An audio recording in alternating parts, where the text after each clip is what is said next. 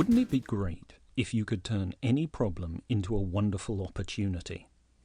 Well, this program is going to show you the first step to doing exactly that. And we're going to do that by using a sweet little old lady. Imagine your Aunt Edna, who just turned 80, suddenly decides to pay you a visit.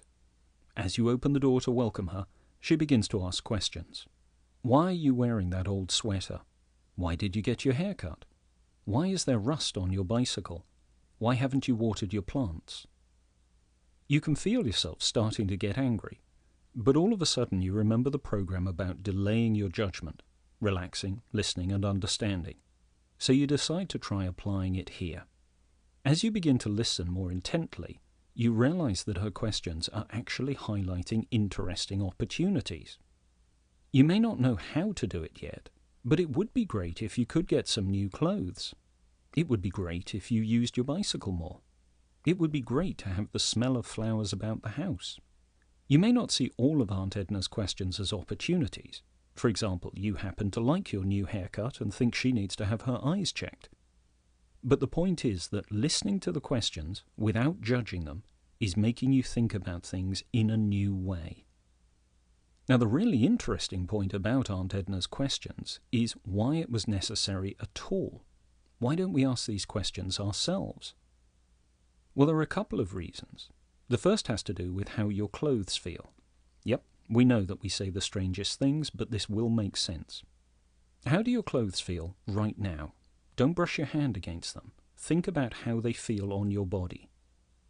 The chances are that unless they're really uncomfortable, you can't feel them at all, and that's a good thing. Your mind naturally filters out familiar things. It does this so that you can concentrate on the strange and possibly threatening things you may come across.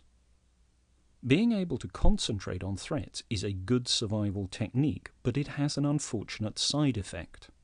After a while, you stop noticing familiar things, whether it's a pile of clothes or the fact that the kitchen cupboard is really packed too tight. Basically, parts of your world just fade away, and that means you tend to accept things the way they are instead of seeing them as problems.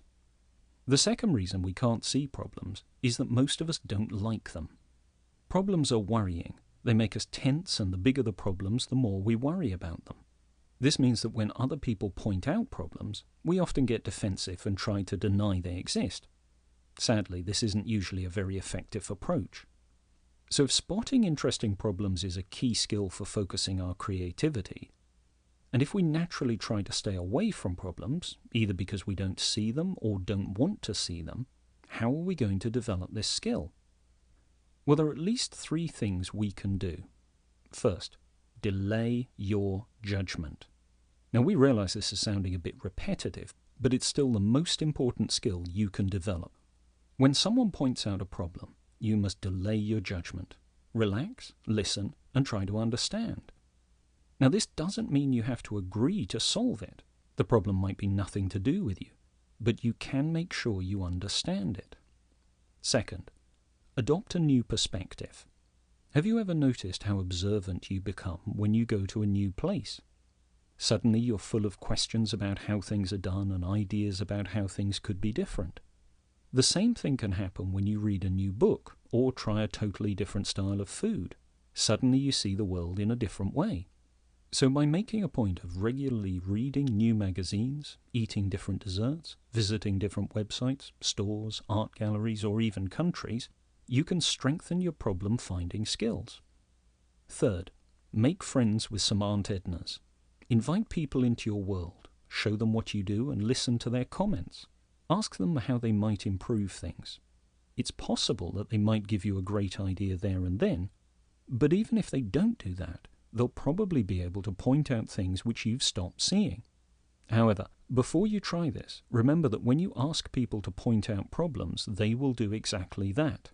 And, as we're all naturally defensive when it comes to problems, you will have to practice really letting go of your judgment. Okay, let's see if we can put some of this thinking into action. What we'd like you to do is this. Take your workbook and walk around your home, office, or school. Pretend you've never been there before, and write down questions about anything you imagine a stranger might think was odd. For example, Ask yourself things like, why do they do that? Or, what's the point of this? Write down your observations. You don't need to answer these questions, just ask them. Being curious and asking questions is an essential skill for creative people, and Aunt Edna is highly creative. Try to find at least 15 questions and remember not to judge them. When you're ready, take a few minutes to review your list of questions and pick the most intriguing one. It's particularly important at this stage not to worry about how you're going to solve it. Just pick the one which is of most interest to you. We'll come back to this question later. Developing your Aunt Edna skill is really important. Being able to look at any situation with a fresh mind is the key to spotting opportunities. So your task for today is to hold on to your fresh mind and to capture at least 25 more questions about your whole world. See you in the next program.